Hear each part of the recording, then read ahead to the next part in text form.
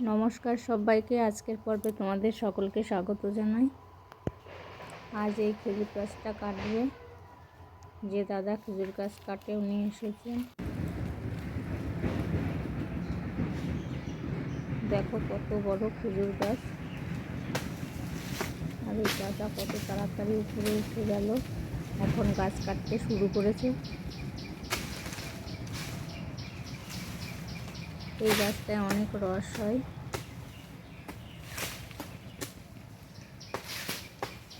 অনেক পাতা শুকনো হয়ে গেছে, তার কারণ গত বছরে কাটা হয়েছিল না, দু একটা পাতা কেমন শুকনো মতো হয়ে যাচ্ছিল। আর আমরা ভেবেছিলাম গাছটা হয়তো মারা যাবে, তাই এক বছর বাদ দেওয়া হয়েছিল, তাই অনেক পাতা বেশি হয়েছে। এবার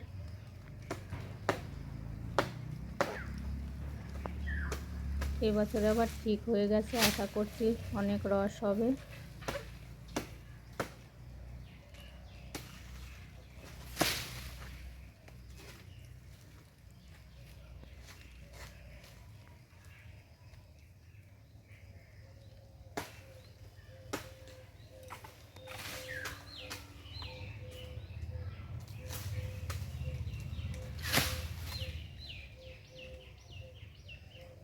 বাড়ির খেজুর গাছ কেটে রস বের করে আবার আমরা গুড় পাটালি তৈরি করি।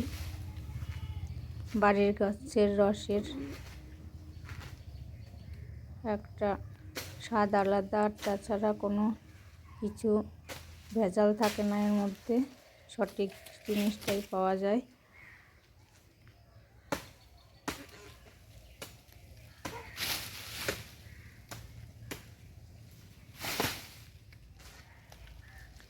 এই দাদা অনেক দূর থেকে এসেছে, গ্রামের দিকে গাছ প্রতি বাড়িতে বাড়িতে গিয়েই গাছ কাটে, অভ্যাস হয়ে গেছে, খুব তাড়াতাড়ি কাজ করতে পারে।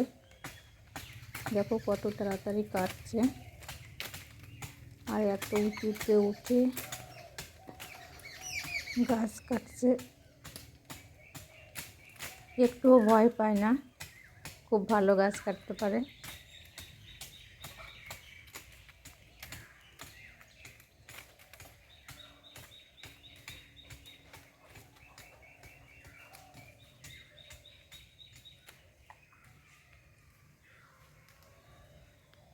কত শুকনো পাতা ছিল আর কাঁচা পাতা সব পরিষ্কার করে কত সুন্দর করে গাছটা ঝুড়ে দিল। এক সপ্তাহ দু সপ্তাহ বাদে আশা করছি আবার রস পড়বে, হাঁড়ি পাতা যাবে।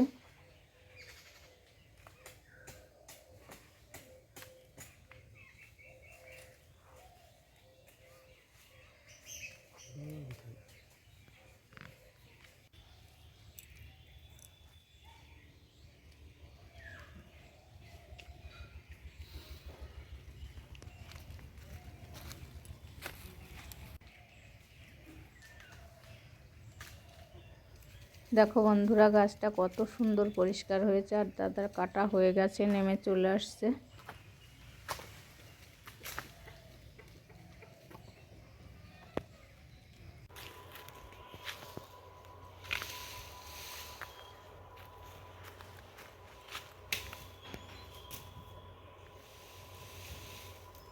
দেখো গাছটা কত পরিষ্কার হয়েছে, এখানেই হাঁড়ি পাতা যাবে।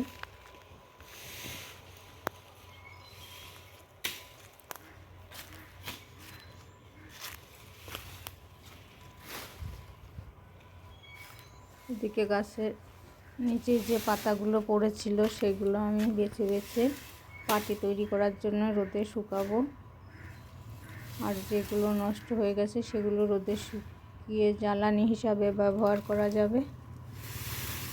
আমি ভালো পাতাগুলো আলাদা করে নিয়েছি।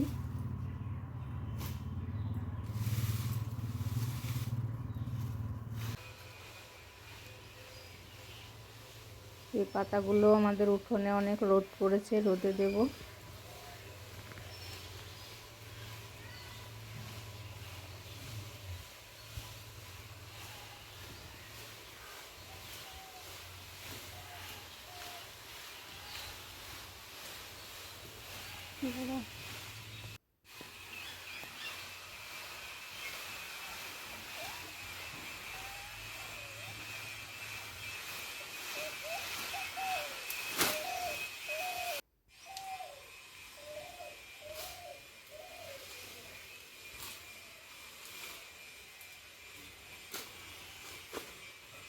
সারা উঠোন রোদ পড়েছে, আর এইভাবে আমি সারা উঠোন পাতাগুলো ছড়িয়ে দেবো, তাড়াতাড়ি শুকিয়ে যাবে।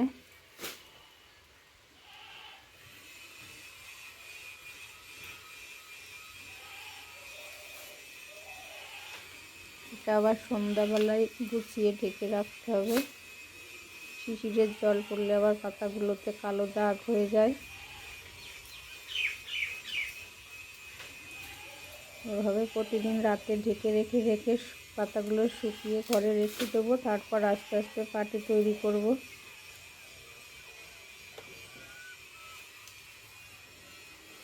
তাহলে আমার এই গ্রাম বাংলার কাজ তোমাদের কেমন লাগছে কমেন্টস করে জানিও।